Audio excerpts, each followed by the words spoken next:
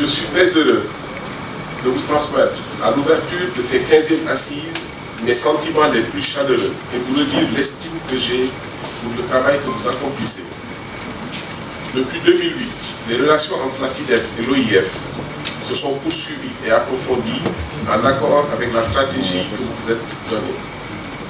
Les objectifs essentiels de la francophonie, déployés lors des sommets de Québec, Montreux, Kinshasa, et le développement des réseaux liés à l'exercice d'une profession et à l'approfondissement des dimensions essentielles pour le devenir de la francophonie, je pense tout particulièrement à la question des normes de tous ordres. Vous avez choisi de tenir vos 15e assises au moment même où s'engagent les travaux préliminaires du 15e sommet de la francophonie. C'est bien plus qu'une heureuse coïncidence. Relisant le message que je vous avais adressé à l'occasion de votre assemblée générale à la Baule en 2009, je me disais qu'il y avait peu à y changer.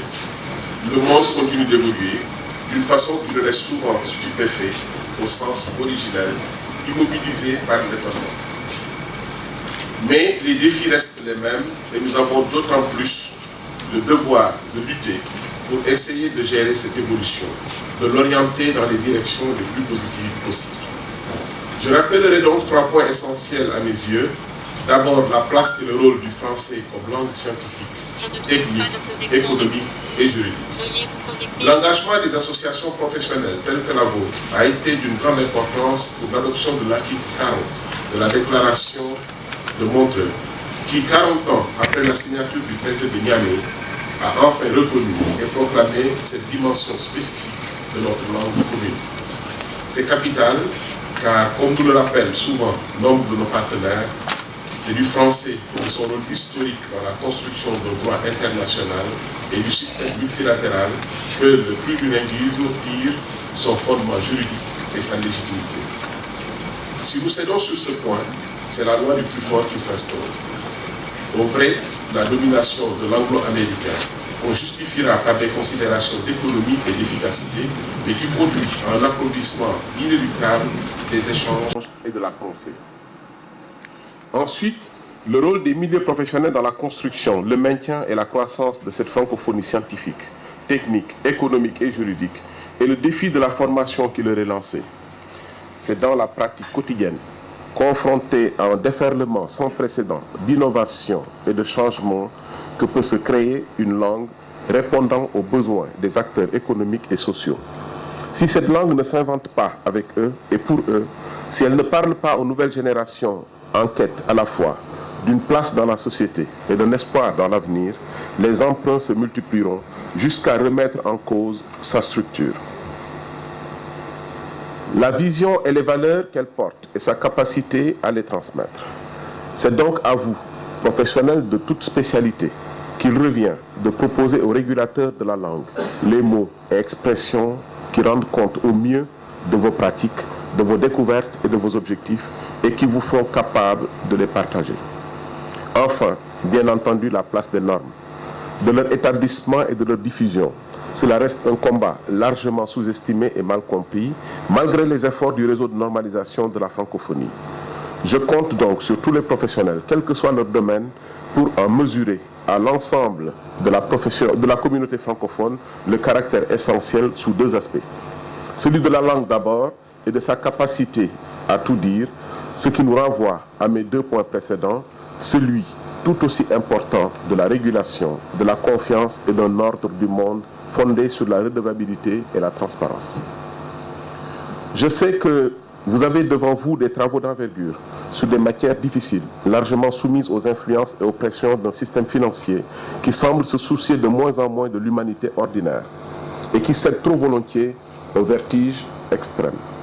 Je m'en tiendrai donc là, en vous souhaitant des assises fructueuses et en demeurant assuré que la FIDEF restera un acteur majeur de la francophonie professionnelle et économique. Je vous remercie de votre bien aimable attention. Signé le président Abdou Diouf.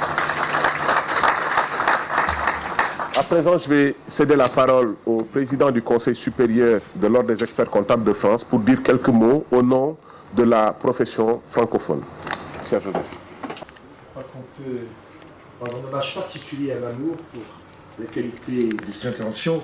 Il a mis d'ailleurs la barre Il a mis la barre très très haute, convenez-en, a amené 2 premiers ministres dans nos assises. Je crois qu'on peut l'applaudir très très fort. Je voudrais également saluer le rapporteur général, mon cher Mohamed. Je sais que tu es la cheville ouvrière de cette manifestation et merci à toi.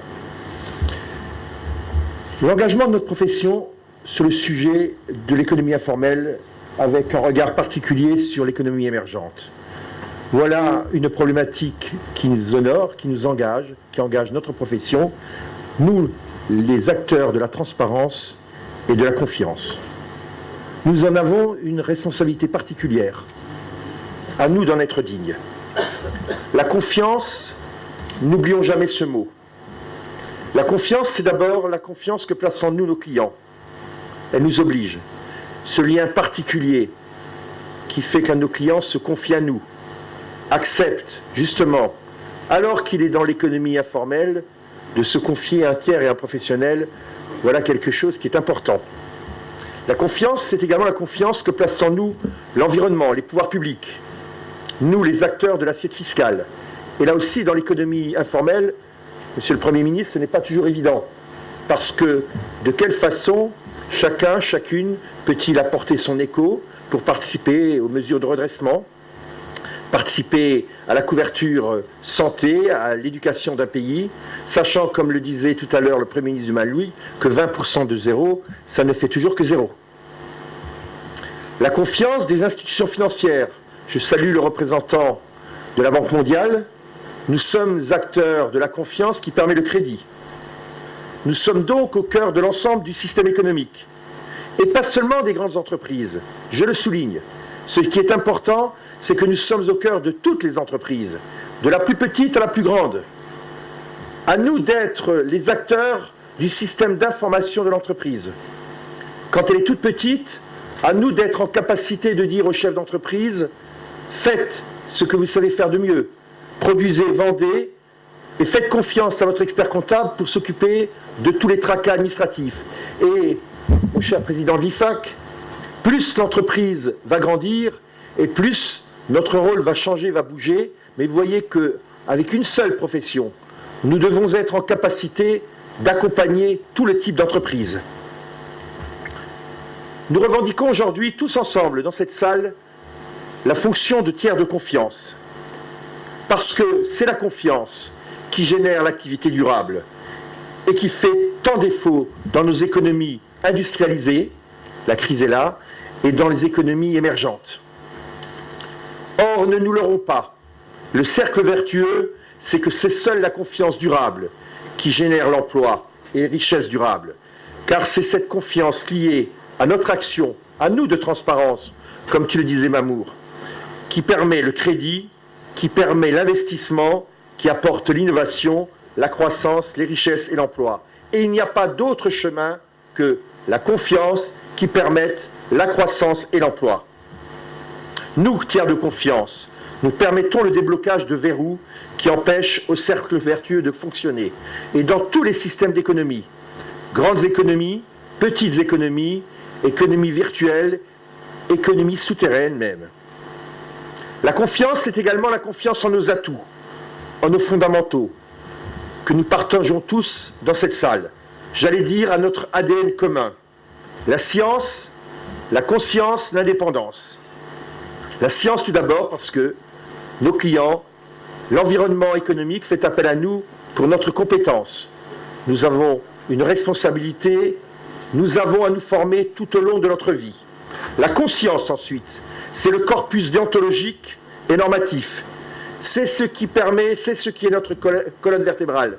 J'ai envie de vous dire que nous avons un tas de choses à faire dans les entreprises à une condition, c'est que notre déontologie soit toujours présente. Et puis bien sûr l'indépendance.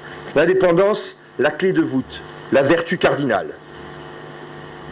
Alors face à la situation de crise, d'économie émergente, avec nos atouts, nous, la profession francophone, nous devons nous engager, comme le disait tout à l'heure le Premier ministre du Mali, pour la dignité, au service du développement, en accompagnant toutes les entreprises, y compris celles du rez-de-chaussée, parce que nous le savons tous, Elles ne sont pas au 6e étage. Et c'est à nous de les accompagner. Notre responsabilité, c'est de les accompagner pour n'en laisser aucune au bord du chemin. La profession francophone a des atouts, a des outils. Elle a le pacte PE. Elle s'engage fermement dans le financement, mon cher Mohamed, de toutes les entreprises. Et nous devons être au cœur de la vie, au cœur de l'innovation. Le crowdfunding, vous le savez, le financement participatif, voilà quelque chose qui est nouveau, que nous devons appréhender, que nous devons nous approprier pour les restituer aux entreprises, pour les rendre intelligibles. Voilà notre responsabilité. Nous avons donc, nous tiers de confiance, à agir en responsabilité. Permettez-moi pour finir de citer Léopold Sédar Senghor. Il est présent à nos côtés partout, et je crois que ça donne de la vie, ça donne de l'optimisme, ça donne quelque chose de vivant. J'ai rêvé d'un monde de soleil dans la fraternité de mes frères aux yeux bleus. Alors oui, moi qui suis alsacien, c'est-à-dire issu d'une région qui a été déchirée en l'espace de 80 ans par 3 grandes guerres. Moi qui suis italien, c'est-à-dire qui suis moins francophone que vous, puisque francophone d'une première génération, eh bien, j'ai envie de vous dire que tout ça me fait rêver, que j'ai de l'espérance pour les pays africains, parce que la richesse de notre siècle viendra du continent africain. Je suis fier des professionnels de ce magnifique continent qui a su donner, parce que nous avons les qualités pour le faire, un président de la République à Madagascar, un Premier ministre au Mali. Je suis fier d'être dans une communauté, dans une fraternité, comme disait Léopold Sédar Senghor, qui est capable d'amener la croissance avec de l'éthique. Fier d'être membre de la FIDEF, fier d'être dans votre profession. Mesdames et messieurs, en vos titres, grades et qualités respectifs, je vous salue. C'est donc avec honneur et surtout beaucoup de plaisir que je prends la parole ce jour, comme l'a dit M. Mamour Fall, au nom du président de la commission de l'UEMOA, M. Cheikh Agibou Soumaré, pour vous adresser nos chaleureuses salutations et féliciter les organisateurs de la présente rencontre. Monsieur le président Soumaré me prie de vous transmettre ses regrets de ne pas être personnellement présent ici ce matin en raison d'un conflit d'agenda, comme l'a dit M. Fall, mais souhaite plein succès à vos travaux. Permettez-moi de me réjouir de la présence d'éminentes personnalités du monde de la comptabilité, de la finance, du conseil juridique et fiscal aux entreprises, venus non seulement d'Afrique, mais également de l'ensemble des États de l'espace francophone. C'est dire toute l'importance qui doit être accordée à ces assises. Permettez-moi également, mesdames et messieurs, de saluer parmi nous la présence d'un homme qui a beaucoup fait pour l'UEMOA, un homme qui a présidé ce que nous appelons le panel de haut niveau, qui était composé d'éminentes personnalités, aussi bien d'Afrique que d'ailleurs, et qui, dans une vision prospective, a proposé plusieurs scénarios pour le devenir de l'UEMOA à l'horizon 2020. Ce panel a même proposé que l'on passe d'une union à une confédération des États où, outre la monnaie commune que nous gérons ensemble, la défense, la douane par exemple, pourrait être gérée en commun. Et parmi les scénarios proposés, il y a 2 qui sont déjà survenus. Ils avaient dit de faire attention au djihadisme, au terrorisme, et c'est ce qui est arrivé dans un de nos États. Ils avaient également, comme deuxième scénario, dit que la jeunesse était une bombe à retardement. C'est ce qui vient d'arriver dans un autre État. Je voudrais donc saluer la pertinence et la vision de ces hommes qui ont travaillé pendant plusieurs années et qui ont proposé cette stratégie à mettre en œuvre, mais malheureusement, les deux scénarios les plus, j'allais dire, les plus mauvais sont intervenus. Je veux parler de l'ancien Premier ministre du Sénégal, M. Mamadou Lamine Loum, que je vous demande d'applaudir. Mesdames et messieurs, comme vous le savez, l'un des objectifs assignés à la Commission par son traité fondateur est le renforcement de la compétitivité des activités économiques et financières des États membres dans le cadre d'un marché ouvert et concurrentiel et d'un environnement juridique rationnel et harmonisé. En vue d'y parvenir, la Commission de l'UEMOA, dès sa création, a entrepris, à travers la mise en œuvre d'un arsenal juridique, la création d'institutions, dont les centres de gestion agréés, qui ont vocation d'accompagner les PME-PMI à sortir du cadre informel pour devenir des entreprises modernes plus rentables. C'est dire qu'un thème portant sur le secteur informel ne pouvait que rencontrer l'adhésion de la Commission de l'UEMOA. Mesdames et messieurs, comme nous allons le voir, le secteur informel, composé massivement de micro-unités et d'auto-emploi, peut être défini comme l'ensemble des unités de production dépourvues d'un numéro d'enregistrement administratif ou de comptabilité écrite formelle et se caractérise par une grande précarité des conditions d'activité. Le problème majeur réside dans notre espace, dans la non-tenue d'une comptabilité qui respecte les dispositions de notre référentiel comptable dénommé Système comptable ouest-africain SISCOA. Ainsi, pour la plupart des administrations fiscales de notre espace, le critère de détermination est basé sur les seuils de chiffre d'affaires des entreprises, ce qui est une approche essentiellement orientée vers la fiscalité, engendrant ainsi la réticence des promoteurs des unités de production informelles à se mettre aux normes. Par ailleurs, la forte concentration de ces unités de production informelles dans la seule branche du commerce limite son impact en termes d'accroissement de la productivité. En outre, l'économie informelle est complexe par l'étendue du phénomène, mais également par sa propension à se renforcer et à dépasser les limites qu'on lui donne. Ainsi, au sein de l'espace UEMOA, il y a une imbrication du formel et de l'informel.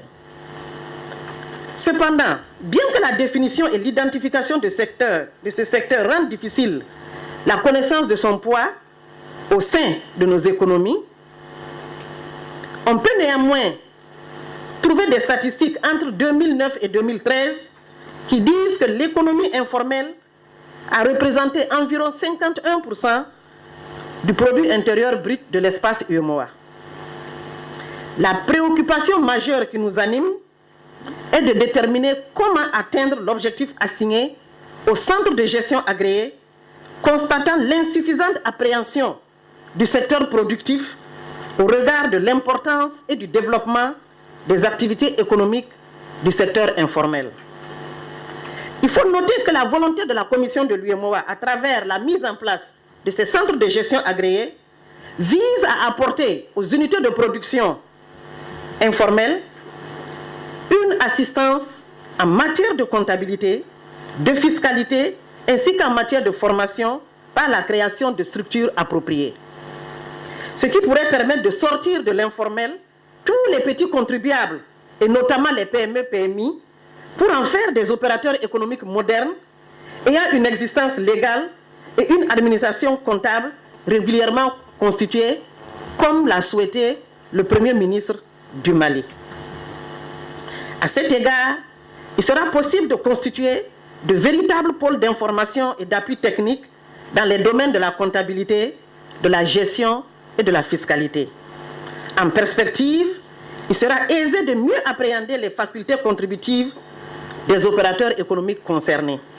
In fine, ces actions permettront non seulement la saisie comptable des opérations du secteur informel, mais aussi l'opérationnalisation des centrales des bilans dans nos États qui offre une meilleure connaissance du secteur productif, indispensable à l'existence d'une économie émergente.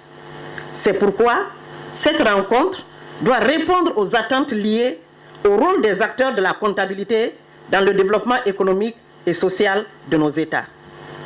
Avec une prise de conscience collective, une volonté politique affirmée, une bonne gouvernance économique et d'entreprise, un engagement encore plus fort de tous les acteurs, on peut aider le secteur informel à se formaliser progressivement pour une exploitation judicieuse des riches potentialités de nos États dans un espace francophone prospère.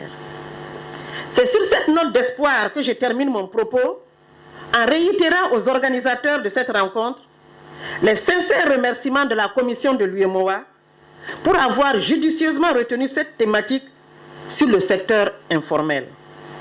En conséquence, je vous remercie de votre très aimable attention.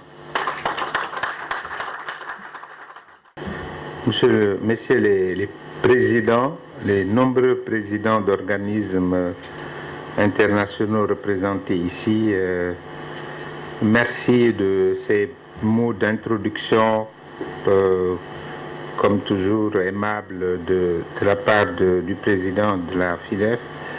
Je dois dire que le chamboulement du calendrier ne nous permet pas vraiment de vous présenter le programme tel que nous l'avions déroulé. Notamment à ce stade-ci, vous auriez dû avoir quelques mots du professeur Ali Mbaye, qui était membre de la commission scientifique, et puis un film.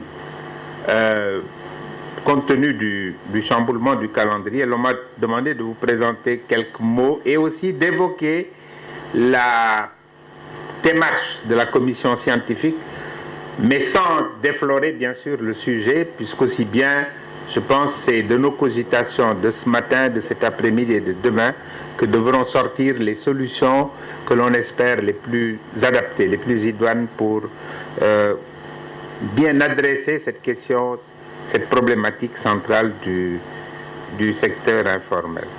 Je voulais donc dire quelques mots en considération générale, aborder la question de la démarche qui a été utilisée par le comité scientifique, poser quelques questionnements qui doivent, sans déflorer le sujet, peut-être servir un peu de fil d'Ariane aux discussions qu'il y aura, mais sans que cela soit directif. Ce sont des outils simplement pour vous, et peut-être en guise de conclusion, tirer quelques enseignements des déclarations qui nous ont été faites ce matin au cours de la séance inaugurale par les deux autorités des deux républiques du Sénégal et du Mali. D'abord, quelques considérations générales pour dire d'abord que c'est avec beaucoup de plaisir que j'ai eu à accepter de présider le comité scientifique de vos assises, les 25e du genre.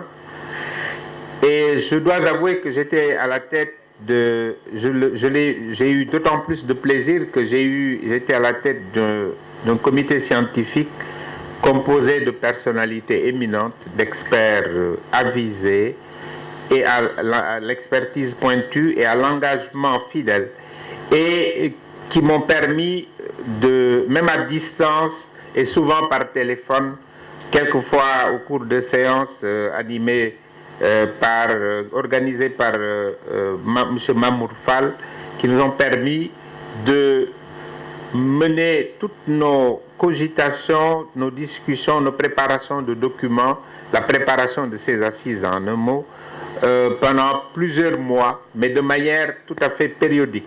Et nous avons pu jusqu'à hier soir travailler de manière tout à fait parfaite et coordonnée entre les membres. Donc cela, je devais le témoigner au début de cette séance devant cette assistance. Mais j'ai d'autant plus plaisir à le faire qu'à plusieurs titres, l'importance d'abord des assises de la FIDEF, comme vous le savez, la Fédération internationale des experts francophones est une association phare du monde francophone. Et je me souviens d'ailleurs, à l'occasion de la réception de son président par le président Abdou Diouf, il me disait que votre association constitue une des plus dynamiques du monde francophone et qu'il n'avait qu'à se féliciter du fonctionnement de cette association. Enfin, l'acuité du thème central de vos cogitations recoupe une problématique récurrente dans nos pays en voie de développement qui nous a souvent hantés dans nos sommeils respectifs de ministres du budget, de ministres des Finances, puisque non pas seulement pour des questions fiscales, mais pour des questions économiques et pour des questions d'évaluation de l'économie, il y avait toujours, disons, une part entière qu'il fallait réserver au secteur informel pour savoir comment l'intégrer dans nos prévisions économiques, notamment dans le taux de croissance et dans la contribution fiscale. Pourquoi? Parce que ce thème, je pense, a posé toujours un os particulier pour les planificateurs, les comptables nationaux et les gestionnaires de nos économies nationales, non pas seulement sous l'angle, disons, de la contribution fiscale, mais pour trouver les bonnes formules d'incubation, d'incitation, d'évaluation et de collecte des données concernant ce secteur. Et pour les experts comptables que vous êtes, dont le métier est de mesurer et d'enregistrer les grandeurs caractéristiques de l'activité des personnes physiques, des personnes morales, des collectivités et de l'État, il y a là, bien sûr, un rôle à jouer. Compte tenu de ce qu'évoquait tout à l'heure mon prédécesseur, c'est vos qualités de science, de conscience et d'indépendance qui doivent vous valoir la confiance des opérateurs économiques du secteur informel. Secteur informel, secteur non formel, secteur non structuré, je pense que les débats dans les 2 jours qui suivent vont nous permettre d'abord souvent de lui trouver un mot approprié. Je dois dire que il y a à boire et à manger dans la littérature comme dans le domaine empirique, comme je le dirai tout à l'heure dans la démarche. Et pour dire vrai, l'auscultation du secteur, son examen a toujours porté davantage sur la forme et sur l'apparence extérieure que sur le fond du secteur. Connaître les dynamiques internes d'après lesquelles ce secteur fonctionne, connaître les logiques internes et externes, la rationalité, je devrais dire, qui gouverne son fonctionnement, suivant des mécanismes qui peuvent être plus ou moins aléatoires, plus ou moins incertains. C'est un travail beaucoup plus difficile que simplement de caractériser un secteur parce qu'il respecte ou non la réglementation, parce qu'il paye des impôts ou pas, ou parce qu'il y a dans son fonctionnement des irrationalités que l'on ne peut pas anticiper dans les analyses macro et microéconomiques. C'est donc un objectif logique que de vous inciter et inviter, vous, comptables, à un débat de fond et pas de forme sur cette question, et sur la base de connaissances académiques comme de connaissances empiriques. Les connaissances académiques, le professeur Mbaye, dans les notes d'introduction, a tenté de nous les présenter, et nous vous avons présenté des études menées de façon très sérieuse sur le secteur dans différents pays d'Afrique. Il a lui-même eu à conduire des missions, des voyages d'études dans certains pays africains. Et je pense que tout à l'heure, dans les discussions, nous pourrons à souhait utiliser cette base de connaissances académiques.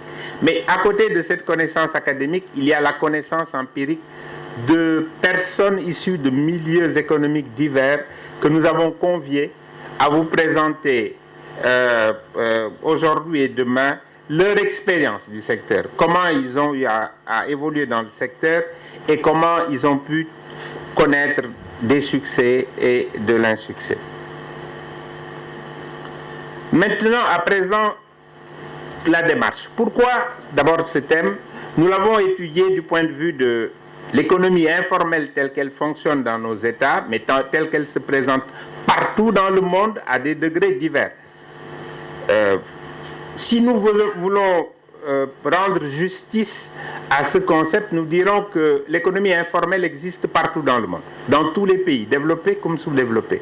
Ce qui pose problème, et dans nos États, c'est la part importante, vous l'avez entendu dans les chiffres tout à l'heure, de sa contribution au PIB, donc à la croissance économique et à la somme des valeurs ajoutées, mais aussi à la contribution fiscale des collectivités décentralisées et de l'État. Mais c'est un phénomène qui existe partout. Comment aborder la question de l'économie informelle, non plus seulement dans une gestion classique d'État en voie de développement, mais d'État en voie de développement qui cherche à atteindre l'émergence? Ça, c'est un problème important, puisqu'aussi bien l'émergence, c'est quand même un minimum de structuration et un minimum de structuration transformatrice, aussi bien des structures que des procédures et des process de travail. Et c'est cela qui va être important de déceler dans nos analyses. Et quelle est la part de l'engagement des professions comptables dans ce thème? Nous avons vu que, s'agissant de professions indépendantes, elles pouvaient jouer un rôle important au-delà des relations qu'il peut avoir avec le fisc.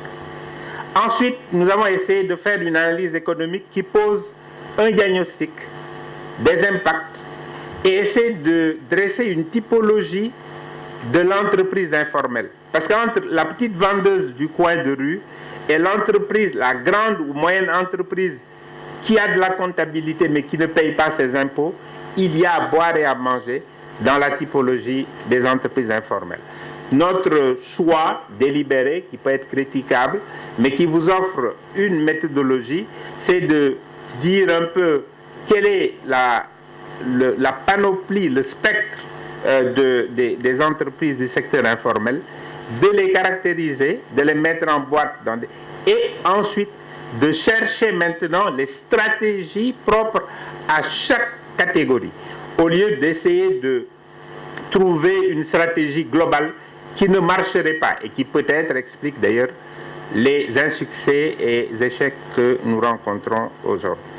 Donc, il est important de dire quel est le diagnostic, quels sont les impacts, quelle est la typologie avant de définir les stratégies. Ensuite, nous avons essayé d'évaluer un peu, d'investiguer certaines pistes de réflexion macro et microéconomiques, aussi bien pour les questions de fiscalité que de protection sociale, les questions de financement, d'accompagnement, de renforcement des capacités humaines, etc. Et enfin, nous avons essayé de vous proposer toujours dans ce fil d'Aliane de décrire un dispositif de suivi à la fin de nos cogitations qui donne un rôle à chaque acteur, qu'il s'agisse de l'État, qu'il s'agisse des collectivités publiques, mais qu'il s'agisse aussi de la profession comptable, d'un certain nombre de professions, disons, du tertiaire, mais aussi le rôle des acteurs économiques. Puisqu'aussi bien, nous avons tous apprécié ce matin la métaphore du Premier ministre malien, mais il est important de savoir que, en règle générale, j'aime bien répéter cette autre maxime du professeur Kizerbo, le développement est un verbe pronominal. On ne développe jamais quelqu'un, on se développe. Et si nous comprenons cela, cela va être important dans la manière de descendre les escaliers et de remonter avec les agents du secteur informel que nous voulons émanciper dans une nouvelle forme de mener leurs activités économiques. On se développe, on ne développe jamais quelqu'un. Et c'est cela qui va être important pour aller à l'émergence. De quelle capacité additionnelle, de quelle incubation devons-nous accompagner le secteur informel pour que ces acteurs puissent évoluer et que les critères de performance ne soient pas seulement la contribution fiscale ou sociale, mais l'augmentation de leur production, l'augmentation de leurs revenus, l'augmentation de leur contribution à la croissance économique et à la production de biens et services dans nos pays. Après quoi, les fonctions secondaires de fiscalité et les fonctions secondaires sociales viendront accompagner cette unité. Il s'agit donc de discuter d'unité de production de biens, de production de services, de réparation, de commerce, de distribution, dans le sens de déterminer quelles sont les meilleures voies d'accompagnement pour qu'elles produisent plus et que sur ce thème, on puisse mesurer davantage leur contribution à l'accumulation de richesses nationales. Étant entendu que dans une fonction secondaire, on pourra savoir un peu quel rôle fiscal, quel rôle social il pourrait jouer en tant qu'entreprise citoyenne, mais étant entendu que nous savons que la plupart d'entre elles sont des unités individuelles. Voilà pour la démarche. Maintenant, quelques questionnements. Parler de secteur informel, nous allons à profusion parler de forme et de fond dans les jours à venir, mais également d'officiels et de souterrains. Et il faudra faire les différences là-dessus. Je ne voudrais pas m'éterniser sur ces points, mais ce sera important de savoir que l'économie informelle renvoie souvent à des notions d'économie souterraine, d'économie officielle. Nous aurons également à voir comment assurer pour les professions comptables qui sont les vôtres, non pas une mesure telle qu'on peut le faire pour toute activité bien structurée, mais comment arriver à faire des estimations d'abord grossières, puis de plus en plus fines. Comment arriver à faire un enregistrement plus ou moins correct là où régnait le domaine de l'occulté ou de l'occulte. Comment arriver à travailler selon des normes standards et non standards. Comment faire de créativité pour aller, au lieu d'avoir zéro donnée, avoir des données estimées qui donnent une idée de l'activité. Comment prendre en charge des activités occasionnelles et peut-être discontinues, là où on a affaire souvent à des activités permanentes. Comment arriver à faire une normalisation de tout cela, là où régnait jusqu'ici la tolérance et l'absence de normes, et comment faire en sorte que les CGA dont parlait Monsieur le Premier ministre du Mali tout à l'heure ne soient pas simplement perçus comme auxiliaires du fisc et de la sécurité sociale, mais auxiliaires qui rendent service aux agents économiques pour leur fonctionnement optimal des unités informelles qu'ils gèrent, étant entendu que la fonction fiscale en sera dérivée comme fonction seconde. Voilà les questionnements que nous agitons et à propos desquels nous voulons que vous réagissiez, pour qu'en partageant les expériences réciproques des uns et des autres, des opérateurs du tertiaire que vous êtes, mais des opérateurs économiques également qui sont dans cette salle, que l'on puisse arriver à des conclusions qui soient bonnes. Alors maintenant, peut-être je vais terminer en guise d'avertissement sur certains points. Il est d'usage souvent de considérer, je ne sais pas si le directeur des impôts est déjà parti, mais que le secteur informel est un secteur qui ne paye pas des impôts. Ça n'est pas toujours vrai. Souvent, beaucoup d'agents du secteur informel perdent de l'argent parce que ce sont des entreprises individuelles qui ne savent pas comment opérer de manière non souterraine pour avoir droit aux déductions auxquelles ils ont droit et qu'ils payent tous les jours sur leurs factures d'électricité, d'eau, sur les factures payées en amont, etc. Et il m'est arrivé, je me souviens quand j'étais au Trésor, de faire le point avec certaines entreprises informelles, et la conclusion c'était que pour les informations que je connaissais de leurs activités, elles avaient intérêt à rentrer parce qu'elles avaient des crédits d'impôt nombreux et variés sur le fisc. Donc, ne nous précipitons pas trop vite en la matière.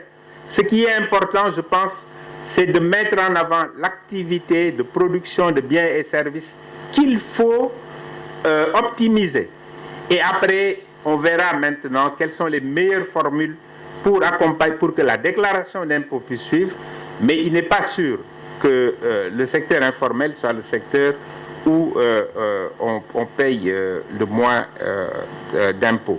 C'est de la même manière que l'on pense que seuls les salariés payent, disons, l'impôt dans nos pays, parce que ceux qui ne sont pas dans des pays où l'essentiel de la fiscalité est indirecte, finalement tout le monde paye l'impôt. Et bien souvent, les pauvres payent l'impôt plus qu'au-delà de leur capacité contributive, parce que l'essentiel de leur revenu est utilisé à payer des biens pour manger, se vêtir, s'habiller, se loger, etc. Donc, dans des pays où la structure de la fiscalité va davantage à l'impôt indirect, n'allons pas trop vite en besogne. C'est un second avertissement pour dire que les uns payent plus d'impôts que d'autres. Il faut arriver à le démontrer sur la base des déclarations fiscales.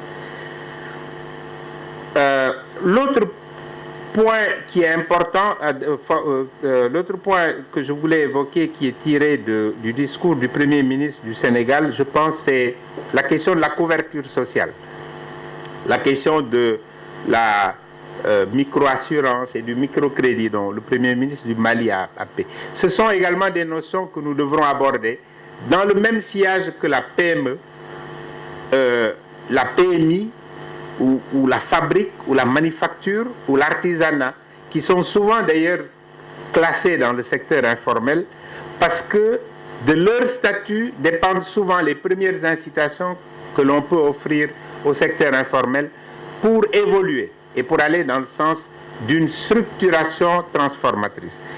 Et c'est là où je voulais terminer pour dire que nous disons tous très souvent que la croissance, ça n'est pas seulement ça qu'il nous faut, c'est-à-dire l'accroissement quantitatif des richesses dans nos pays. Nous sommes tous d'accord que le développement, c'est le changement et l'évolution dans le qualitatif et la structuration et les modes de comportement et de production et de consommation dans nos pays. En partant de cette assertion, il devient évident que le secteur informel est un secteur de transit et de transition qui est nécessaire dans tous les pays, dont il faudra s'accommoder de garder quelques unités, mais qui sera nécessaire d'accompagner pour aller justement aux transformations qualitatives qui seules font le développement, font également l'émergence, puisque c'est le nouveau mot à la mode. Je vous remercie.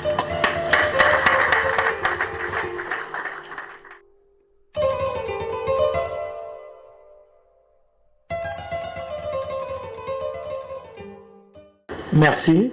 Merci. Je profite de l'occasion pour remercier tout le monde et de remercier mon parent Mamadou Lamine Loum, qui est président du comité scientifique, et l'ensemble des personnalités politiques, économiques,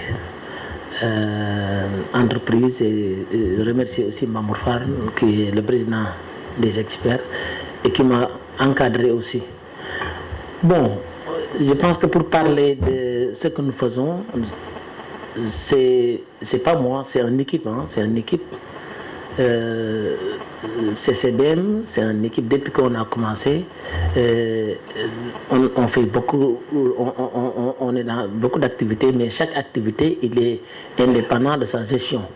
Je disais toujours que il est plus facile de gérer 1000 sociétés qui fonctionnent que de gérer un casque de pain qui n'est pas organisé. 1000 sociétés organisées qu'un casque de pain qui n'est pas organisé. Bon, aujourd'hui, comme nous l'avons montré, nous avons 6 pôles d'activité, mais notre principale activité, c'est de produire et commercialiser les produits accessibles à tout le monde. On ne fait pas de luxe, mais on fait des produits accessibles à tous les Sénégalais. Aussi, notre vocation, c'est vrai qu'on est producteur, on a des industries, mais notre vocation, c'est la commercialisation. Parce qu'ici au Sénégal, on néglige beaucoup, quand on dit commerce, c'est comme si c'est le niveau le plus bas dans l'économie.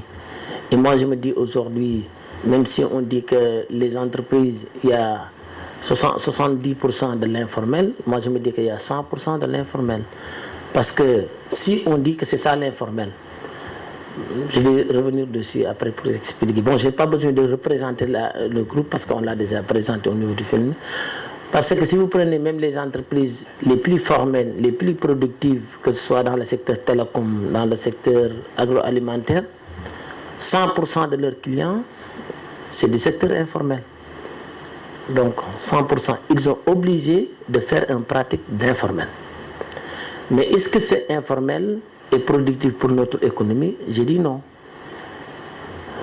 Et pourquoi ça se développe? C'est une question d'environnement. Parce que des Sénégalais, ici au Sénégal,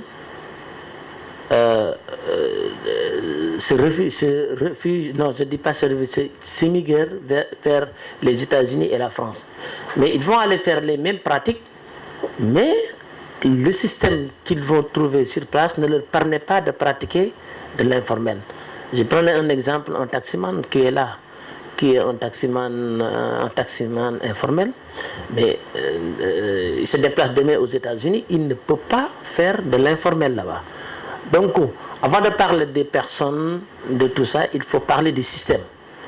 Si le système ne permettait pas de le faire, ou bien le système permettait de monter, c'est pas qu'on te tire, mais c'est toi-même qui vois que l'horizon est en haut. Donc je pense que l'informel c'est un début, c'est un petit commerce, on peut dire c'est un petit commerce, mais l'informel va remonter. Bon, mon expérience, moi je peux le dire, c'est on ne peut pas dire qu'on n'a pas, peut-être il a dit qu'on n'a pas fait de l'école française. Mais nous, ce qu'on a étudié, c'est plus important que l'école française. On a étudié le Coran, la culture islamique. Et vous savez bien, le prophète et la culture islamique, c'est avec la culture islamique, arabique, que le monde s'est développé. Je pense qu'on parlait d'un moment avant l'islam, on parlait des jahiliyyah, le temps que les gens n'avaient pas de civilisation. Mais quand l'islam est venu à organiser un peu de ce que nous, on a appris, on n'a pas dit qu'il n'y avait pas d'autres civilisations, mais il y avait une civilisation, comment on se comporte, comment... c'est pas uniquement parce que l'islam n'est pas uniquement religieux, hein, c'est dommage que partout qu'on parle de l'islam, on parle de la mosquée, de tout ça, mais non, la plupart des versets dans le Coran vous apprend la vie, comment vous vivez avec vos voisins, comment vous travaillez, comment vous vous comportez, comment vous surmontez les problèmes. Et c'est là qu'on nous a appris à l'école coranique, on était dans une école coranique, qu'on n'avait pas on ne peut pas dire qu'il y avait un apport de l'État comme ce qui est dans l'université, mais on était 3000. Mais on avait une bonne organisation, on savait qui fait ça, qui s'occupe de la nourriture, l'éducation, la santé, comment on faisait tout ça. C'est là qu'on a appris comment on doit organiser, mais on nous avait mis dans une situation de solutions, pas de venir poser des problèmes. Vous avez un problème, vous devez le solutionner vous-même. Donc c'est là qu'on a appris comment gérer. Et c'est pas difficile en venant s'intégrer dans le milieu économique. Il n'y a pas de problème, vous allez trouver. Mais arrivé à un moment donné, vous avez besoin d'une organisation. L'organisation, c'est la réglementation. Si la réglementation était claire, on n'aura pas de problème. Oui. Merci beaucoup. Je crois qu'il a dit quelque chose de fondamental, quelque chose qu'on a constaté dans la plupart de nos études empiriques. L'environnement des affaires est le plus grand déterminant de l'informel.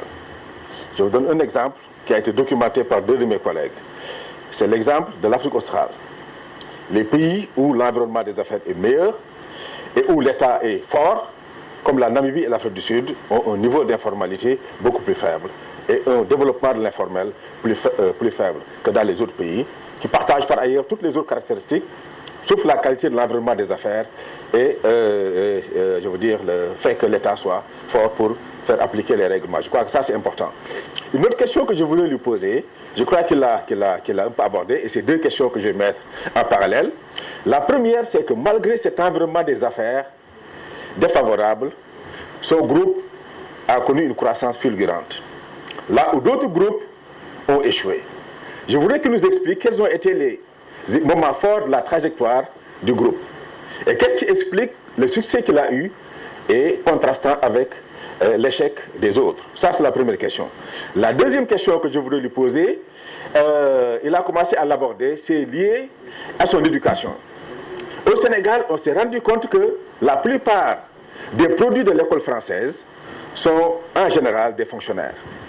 Et au moment où je vous parle, il y a des gens qui sont en train de faire une grève de la faim pour que l'État les recrute. Ceux qui ont fait l'école coranique, ils sortent de l'école et vont monter leur business. Ce que je voudrais qu'il nous explique, c'est qu'est-ce qui fait la différence. Qu'est-ce que l'école coranique a de plus dans le domaine des formations entrepreneuriales que l'école française? Voilà donc les 2 questions que je voudrais poser. Non, je pense que on a un peu ciblé le secteur, ce que vous dites, le secteur informel, ce que vous dites, hein? Mais nous, on n'est pas d'accord qu'on est informel. Parce que même l'ambulant à côté, il sait combien il achète le produit qu'il revend. Il connaît ses charges.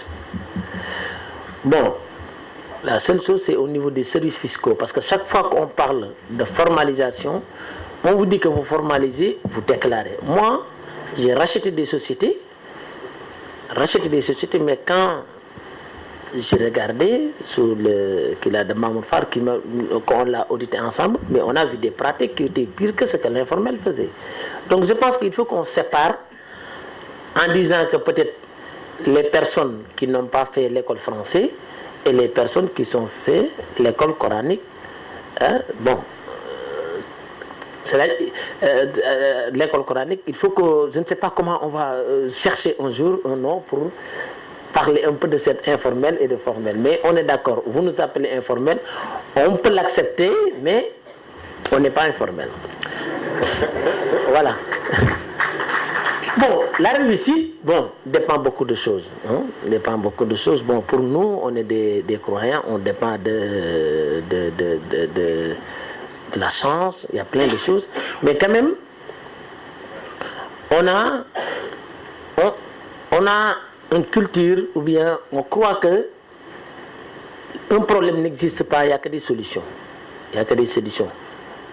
On a vu des États qui sont au bout de faillite. Au bout de faillite, je n'ai pas dit de manque de développement, la Corée, vous le connaissez, vers, je ne sais pas, 95, 94, ils étaient au bout de faillite. Mais ils ont cru qu'ils peuvent renaître et ils se sont développés.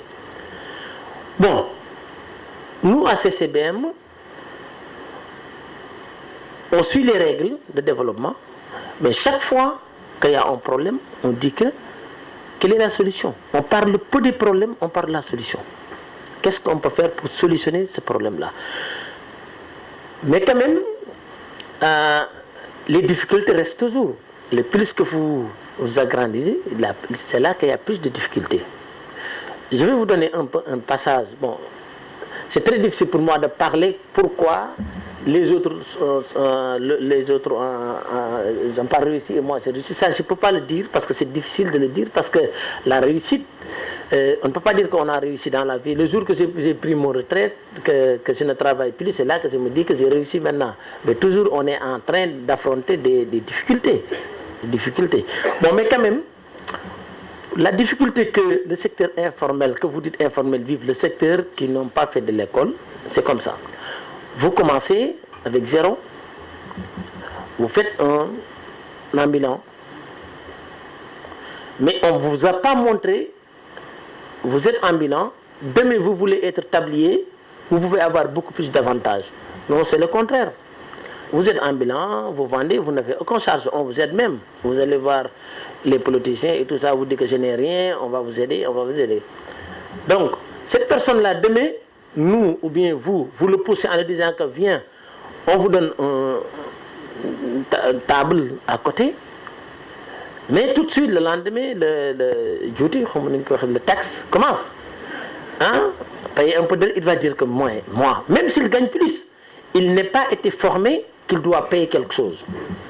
Il commence à se décrocher. C'est vrai qu'il y a des personnes qui résistent, mais cette résistance-là, ça doit accompagner d'une formation qu'ils savent bien on peut les accompagner. Arrivé à là, donc vous essayez de résister, vous créez une boutique à côté. Bon, il y a plus de problèmes, il n'y a pas de problème, on résiste encore. Mais le phénomène qui se développe actuellement, qui est dangereux, nous, dans les années 2000, on a créé des centres commerciaux. Vous savez bien que les centres commerciaux, ça coûte cher. Mais qu'est-ce qui se développe aujourd'hui? L'État ou bien les collectivités encouragent plus les ambulants. Vous leur entendez. On ne viendra jamais vous dire que vous, votre centre commercial, est-ce que ça marche? Non, on encourage les ambulants. Et donc maintenant, les gens ferment leur boutique et sortent. Donc, et c'était plus facile de développer l'environnement des centres commerciaux, que même si les personnes qui doivent faire de l'ambulant n'ont pas des moyens, ils vont être employés dans les boutiques. Avant, chacun prenait son frère, son cousin, travaille, mais maintenant non, frère et cousin, je vous donne de la marchandise, vous allez dans la rue. Donc aujourd'hui, des produits qui pouvaient avoir des plus-values très importantes dans une boutique ou bien dans un centre commercial, s'installe dans la rue et la plus-value baisse. Donc aujourd'hui, ce n'est intérêt de personne. Personne, ni pour l'État, l'État ne gagne rien, les commerçants ne gagnent rien. Et ça, je l'ai dit qu'on parle uniquement de commerce. Mais c'est partout. Partout, c'est partout. J'ai dit que même l'architecture, vous avez vu, il y a de l'informel. Est-ce qu'aujourd'hui, les personnes qui construisent leurs bâtiments, on leur a bien montré. C'est vrai qu'aujourd'hui, en connaissant, vous dites qu'en prenant un architecte, en payant, il vous économise beaucoup de choses. Mais on a l'habitude de dire que non, l'architecte coûte cher, je vais essayer de le redessiner moi-même. Au lieu que ça vous coûte X, ça va vous coûter plus, ou bien vous allez construire, après vous allez comment dire, casser tout. Donc, pour moi, c'est l'environnement, vraiment, c'est l'environnement qui a beaucoup plus de problèmes, ou bien les États, ou bien les États, ou bien l'administration essayent que les règles soient appliquées.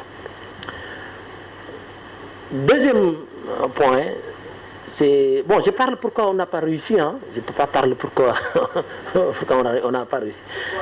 Hein?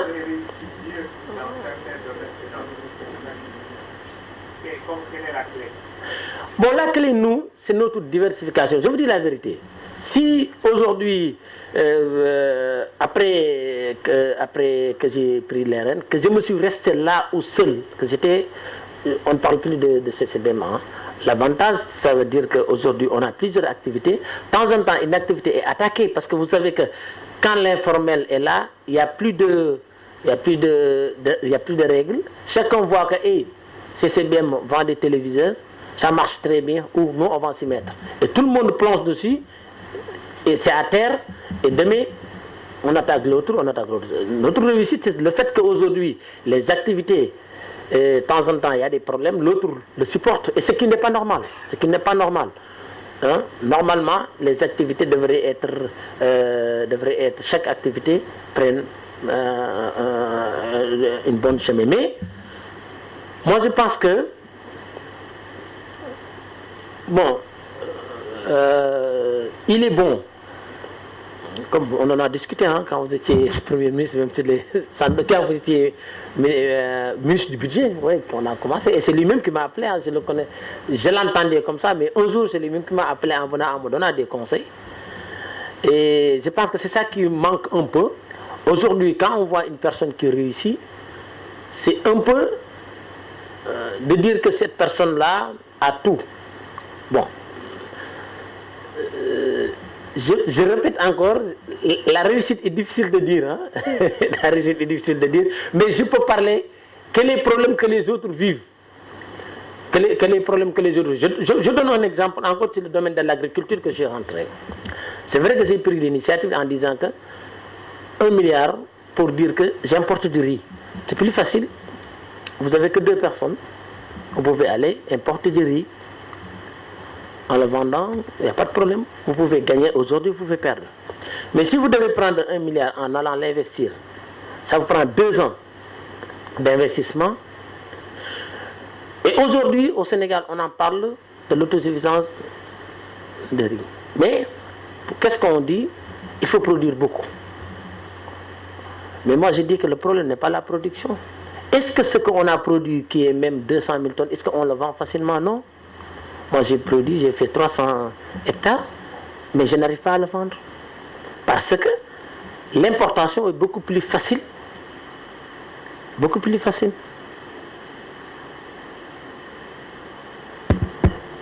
Et l'importation, ou bien aller à l'étranger, c'est beaucoup plus formel. Mais quand même, pour garder notre réussite, ce que je vous ai dit, c'est chaque fois adapter une situation. Voir que la situation, il est en train d'empirer, et vous essayez de sortir de cette situation-là. Et je pense que c'est ça seulement qu'on peut dire que la réussite de CCB. Vous avez un commissaire au compte, vous avez une direction administrative comptable financière.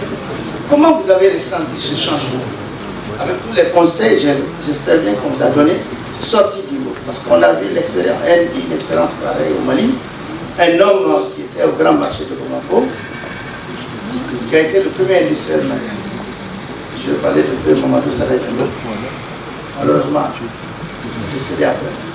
Mais il a réussi, grande industrie, grande société. Donc de l'informel, il est allé carrément devenir un grand industriel. Alors comment vous avez senti ces conseils de Mamour Fall, de tous ces conseils qui vous ont dit, allez maintenant, vous allez créer une société, vous allez formaliser, vous allez avoir des comptes bancaires, vous allez avoir des commissaires de compte. Comment vous avez senti ce changement?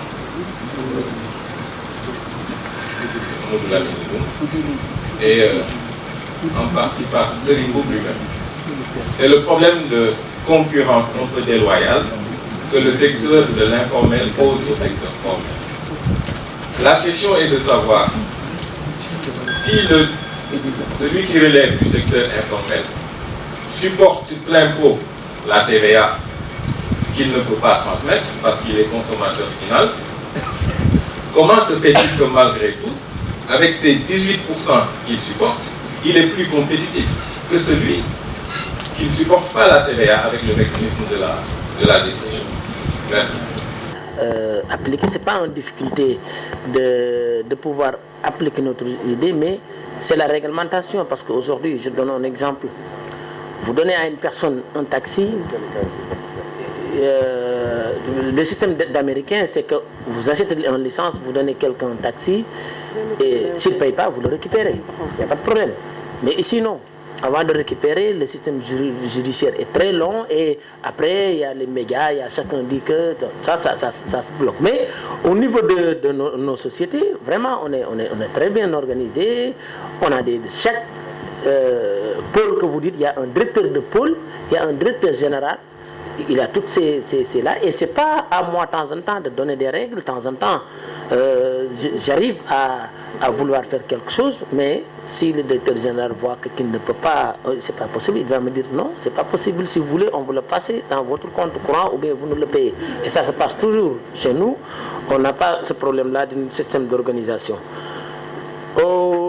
Donc, et je pense que beaucoup de sociétés aussi comme ça. Bon, je pense que on peut donner un exemple, mais je vous donne un exemple. Notre père, si on dit que Ndiouga Kébé, quand il construisait ici un immeuble de 18 étages, moi je pense qu'en Chine, il n'existait pas. Il avait une vision avec des hypermarchés, avec des hôtels. Il est issu du secteur informel. Il ne savait même pas ce qu'on dit écrire ou lire. Mais moi je pense que c'est cet encadrement qui a un peu fauché, parce que partout dans les pays développés, Samsung aujourd'hui, s'il est devenu ce qu'il est, mais il y a l'État coréen qui est derrière, qui est considéré comme associé dedans.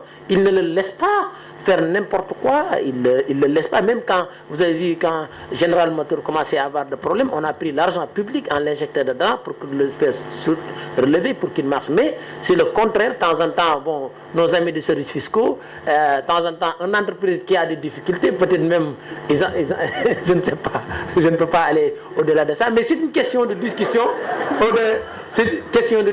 et de compréhension. Parce que, bon, je vais revenir aux deuxième question, parce que c'est important. Moi, j'étais dans un pays, Singapour. Singapour, l'inspecteur des impôts, qu'est-ce qu'on l'apprend? On lui dit que vous, on vous évalue de l'évolution de la société que vous avez. Ce n'est pas sur les taxes. Chaque inspecteur des impôts, il a ses contribuables. Chaque année, il vient discuter. Monsieur Mboup, l'année passée, vous nous avez fait un chiffre d'affaires de temps. Vous avez employé tant de personnes. Quelle est votre prévision? Vous dites que mon prévision, c'est ça. On vous dit que vous avez payé l'année passée 10% des impôts ou bien 35%. Si vous atteignez cet objectif, vous allez payer moins. Ou bien on vous reste le temps. Et donc, l'inspecteur, il est votre interlocuteur de l'État. Même si vous avez des difficultés, c'est lui qui est chargé à les régler. Mais pour nous, on voit l'inspecteur ou bien les services fiscaux comme quelqu'un qui vient voir qu'est-ce qu'il peut avoir sur soi. Donc, voilà. Et eux-mêmes, ils disent que la vache qui te donne de lait, il faut l'entretenir. Nous, moi, j'ai une vache il faut l'entretenir. Bon, mais de temps en temps, on sait qu'il y a des qui d'appuient, mais de l'autre côté, il y a des... non, je ne peux pas. Bon, pour le TVA, je vous donne un exemple. C'est très clair. Parce que le problème est très profond. Hein? Ça n'arrange pas même le secteur informel, même l'INACOA qui est là. Ils le connaissent très bien. Nous, on est dedans. Si aujourd'hui le système était pour payer, si vous payez ou bien si vous avancez, vous allez plus, c'est bon. Mais je te donne un exemple. Moi, je prends un exemple. Moi, cet exemple-là, c'est beaucoup plus... Il y en a partout. Je monte des téléviseurs ici sur place. Je peux acheter la matière, combien? La matière première à $100. Mais quand même, j'ai une taxation très réduite. Je paye 5% de droits de douane et 18% TVA. Le TVA, je ne le supporte pas. Je le reprends. Ça veut dire que moi, c'est 5%. C'est très avantageux. Mais quand même, j'achète la matière à 100. En payant 5 et 18, c'est presque 23. Mais l'informel, qu'est-ce qu'il fait? Il va aller, compte tenu qu'il est dans un système qu'on ne le contrôle pas, ou bien il y a peu de contrôle, il est dans un système qu'il peut prendre un conteneur maintenant, mais moi ce que j'achète 100, il dit que je l'ai acheté à 20.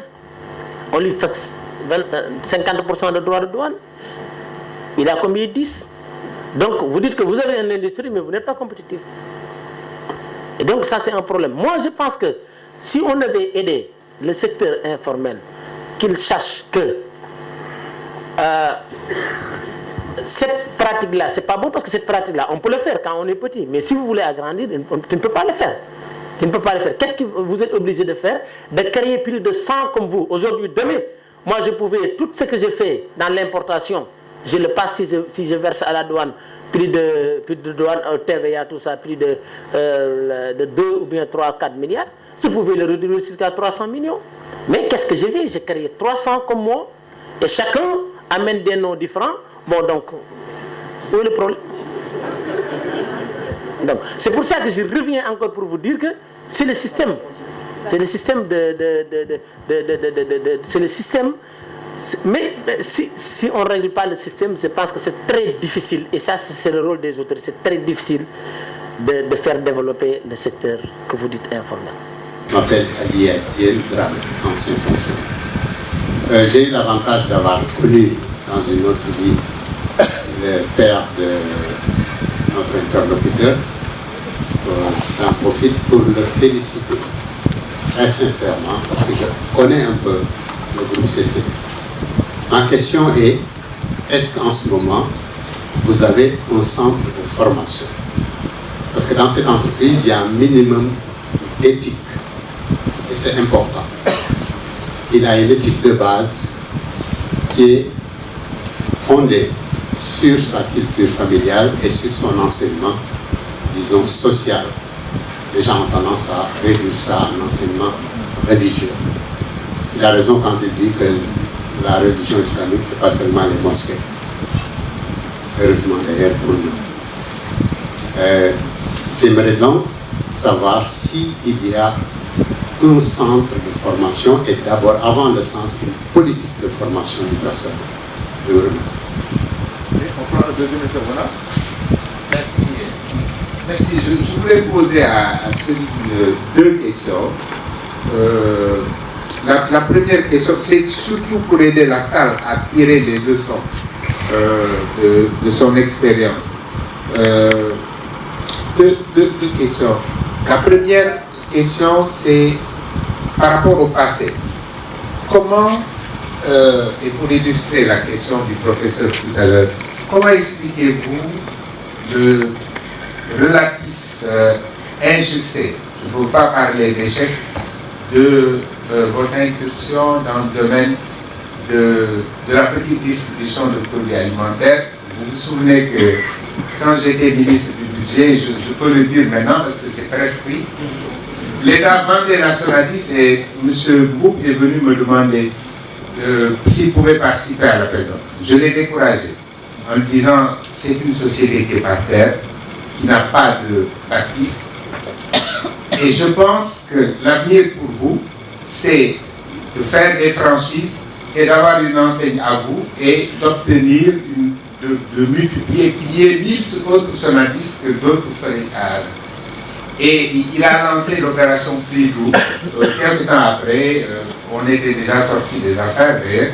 Mais j'ai vu qu'elle a connu un moindre développement.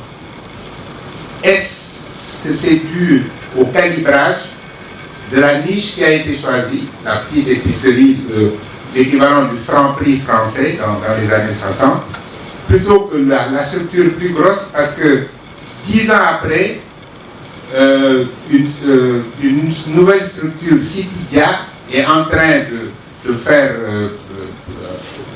un développement fulgurant et pose des problèmes même à Casino. C'est une structure peut-être 2 à 3 fois plus grosse que Prix-Group. Comment il explique ceci? La deuxième chose, c'est pour l'avenir. Comment vous voyez la prochaine étape du développement de CCBM? Est-ce que la configuration actuelle du groupe avec des pôles, cela veut dire des entités non juridiquement séparées, avec une gestion, donc avec des directeurs différents, mais une seule entité juridique, est-ce que ça ne crée pas un problème, puisque toute entreprise n'est pas un centre de profit en soi-même, et il peut y avoir des vases communicants entre les différentes sociétés? Est-ce que le diagnostic ne peut pas vous prêter à dire la prochaine étape, si je veux me développer, c'est peut-être d'arriver à avoir une autre entité et de viser d'autres secteurs? On a des géants derrière nous qui nous forment. Bon, si on parle de l'électronique à Samsung, il y a des formations locales, formations étrangères et tout. Et même dans l'automobile, c'est comme ça, dans nos produits alimentaires et tout ça. Mais nous avons récemment lancé CCBM Academy. On travaille dessus avec BM, Bordeaux Management. Et on est là-dessus pour pouvoir former nos personnels dans notre concept de travail pour que les gens croient que leur emploi est beaucoup plus, ce qu'on dit, si on dit du droit de travail, moi je me dis que ce droit de travail, c'est la compétence. C'est la compétence qui est beaucoup plus qu'on doit mettre en avant que mes droits. C'est-à-dire si vous avez de la compétence, si vous pouvez travailler bien, je pense que si vous voulez même lâcher votre patron, il ne va pas vous lâcher au lieu que d'une moment donné que vous vous sentez inutile, vous devez vous poser la question. Donc c'est comme ça qu'on veut pousser les gens à faire dans notre centre de formation. On a même un directeur de formation qui ne fait que encadrer. Et même ce que j'ai dit aussi des directeurs, c'est eux les vrais formateurs. On peut leur donner les bases, mais ce que vous vivez journalièrement avec vos employés, c'est là la bonne formation. C'est comme le chef de la famille. Vous pouvez leur appeler de temps en temps, de dire que c'est comme ça, mais si demain, ce que vous leur donnez comme conseil, ils ne l'appliquent pas, c'est tout de suite dire non, c'est pas comme ça, c'est là la bonne formation. Bon, Monsieur le Premier ministre, je vous remercie sincèrement parce que je me rappelle bien, et c'était une bonne conseil, quand je suis venu dire que je voudrais relancer Trudeau, je vous donne un peu l'historique. Nous, quand on commençait de la distribution des produits alimentaires, comme je vous ai dit que on était dans l'informel, mais on était le premier client de la plupart des grandes industries, que ce soit Nestlé, que ce soit Grand Moulin et tout ça. On était là dans nos boutiques, c'est vous qui choisissez les clients que vous vendez. Les clients faisaient de la queue pour acheter. Et donc, il n'y a rien. Mais arrivé à un moment donné que les clients, c'est-à-dire il y a plus qui se développent, parce qu'on était 2-3. Après, on s'est développé, on a vu que les clients commencent à dire que si vous ne me livrez pas, je n'achète pas.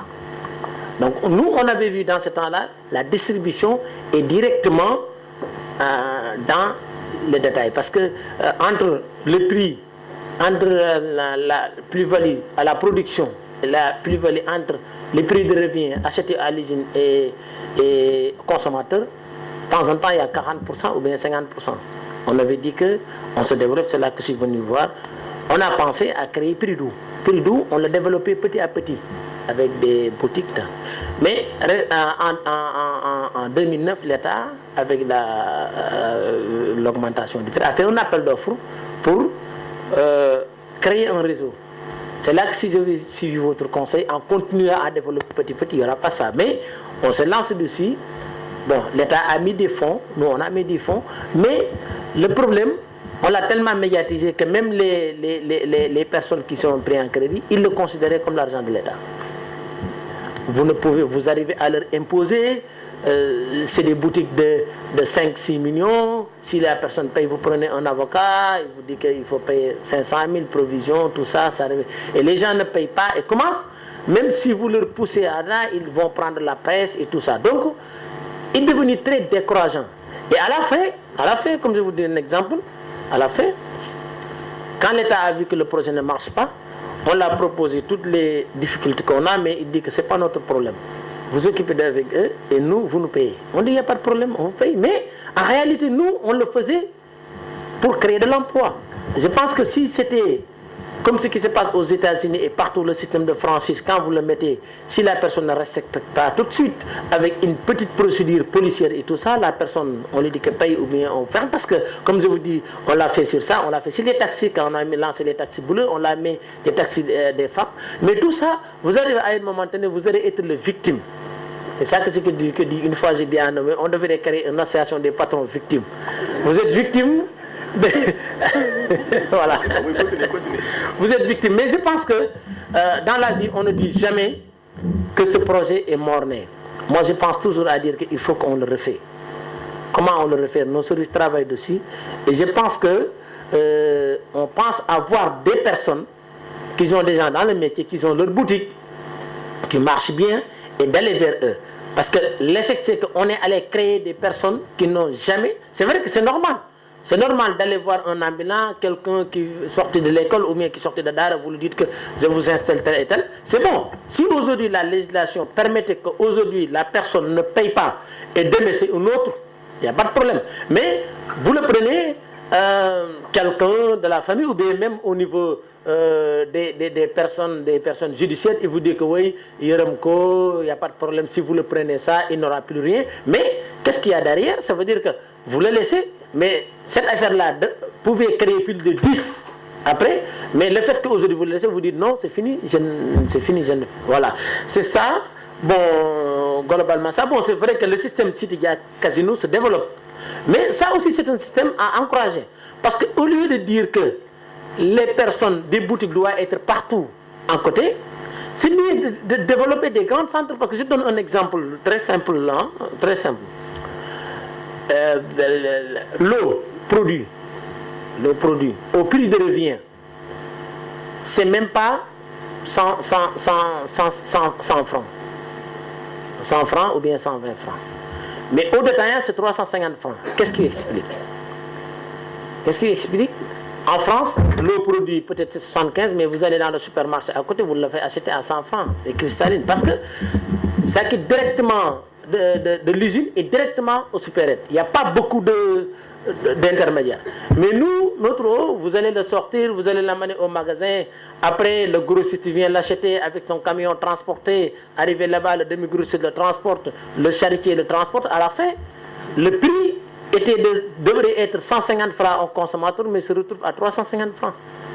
Voilà, donc je pense que ce que je reviens encore, en Afrique, on doit penser de réglementation. Je vous dis la vérité, c'est bien de dire qu'on reste des boutiques de quartier, mais c'est beaucoup plus avantageux de développer le secteur de grande distribution qui va coûter moins cher, qui emploie plus, qui va mettre les industries de connaître leurs interlocuteurs et de connaître la destination réelle de leurs produits.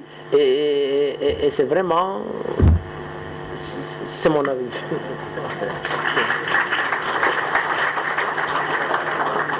Propre budget. On fait des chantiers dans les régions et on envoie toujours une entreprise qui est à Dakar. Ça coûte plus cher pour l'État. C'est démotivant pour les entreprises sur place. Et c'est pour ça que chaque fois que vous voyez des entreprises qui ont une petite taille normale, ils se déplacent à Dakar. Donc, les mesures d'accompagnement de l'État, bon, pour le développement, voilà. Les entreprises. Ça, c'est clair. Moi j'ai vu un document parce que j'ai pris la présidente de la Chambre de commerce et de l'industrie de Dakar. Et c'est là que j'ai compris beaucoup de choses. Beaucoup de choses. Aujourd'hui, on parle de consommation locale. Partout dans le monde, je donne un exemple en France, en 1584, je l'ai dit dans un document, ils ont interdit l'exportation de matières premières, mais ils ont interdit l'importation des produits finis. Moi, je vous donne un exemple aujourd'hui. Si demain, le Sénégal décide de dire, je prends un exemple, lait, je suis un importateur de lait. Mais parce que j'importe du lait, parce que je ne peux pas le produire. Quand je le produis, je ne peux pas le vendre. Parce que je suis plus cher. Mais s'il l'avait fait, mais tous les Sénégalais vont forcer pour aller produire du lait. Ça va coûter plus cher, d'accord. Mais compte tenu que ça coûte plus cher, mais le revenu reste local, quel que soit le coût, c'est la même chose pour le riz, c'est la même chose pour beaucoup de choses. Je pense que maintenant, le plus important dans tout ça, c'est notre consommation. On essaie que notre consommation sorte. Ça n'a rien à voir en disant qu'on n'est pas dans l'OMC, on n'est pas dans le... Parce que demain, si on me disait ça, moi je vais essayer de convaincre mes partenaires qui gagnent de l'argent en m'exportant du lait, c'est de convaincre de venir investir avec moi, de gagner de l'argent. Le résultat, c'est de gagner de l'argent. Le résultat, ce n'est pas une question que le produit vient de l'étranger ou bien c'est ça. Donc, organiser le système, encourager la production locale, faire confiance à notre expertise locale. Il faut qu'on fasse confiance. Mais ça, c'est un peu, c'est pas c'est nous Sénégalais, hein, c'est nous. Je peux dire qu'aujourd'hui, chaque fois que vous avez un produit, si vous dites que c'est produit local, les autres disent que c'est local, on le disait. Mais il faut qu'on fasse croire à nous que nos produits, si l'État met des normes, et à travailler normalement et on communique beaucoup, je pense qu'on peut arriver à consommer nos produits et avec la consommation de nos produits, qui peut coûter cher, même aujourd'hui, si le riz coûter 500 francs et c'est-à-dire le produit vient ici, on n'aura pas de problème. Parce que le dépense sénégalais, aujourd'hui, si vous prenez un Sénégalais, vous augmentez demain le prix de riz, ça peut être un problème. Mais est-ce que notre dépense, combien ça coûte dans notre dépense, le riz coûte combien? C'est-à-dire, quelle est notre part? Hein? Rien que le téléphone qu'on consomme dans la maison, il coûte beaucoup plus cher que ce que nous consommons en riz. Et on ne parle de rien. Demain, augmente le prix de téléphone à 2 fois, augmente le reste à 2 fois, on n'en parle pas. Mais augmente les prix de riz à 10 francs, c'est un problème. Donc je pense que problème d'éducation, problème de communication, parce que moi je me dis toujours, on dit que de communication gouvernementale pour expliquer les gens, on a fait ceci, cela. Non, la communication devrait être inverse. C'est l'État devrait dire les comportements que les Sénégalais doivent faire pour... C'est cette communication-là, parce que nous, quand on nous donne des conseils, quand vous formez des personnes, vous parlez de leur comportement. Vous leur mettez là pour dire que la société a fait ceci, etc. Je pense que c'est plein de choses à laquelle ce n'est pas uniquement de le dire, c'est de mettre les règles et c'est de l'appliquer et de le surveiller que les règles soient bien appliquées. Merci beaucoup.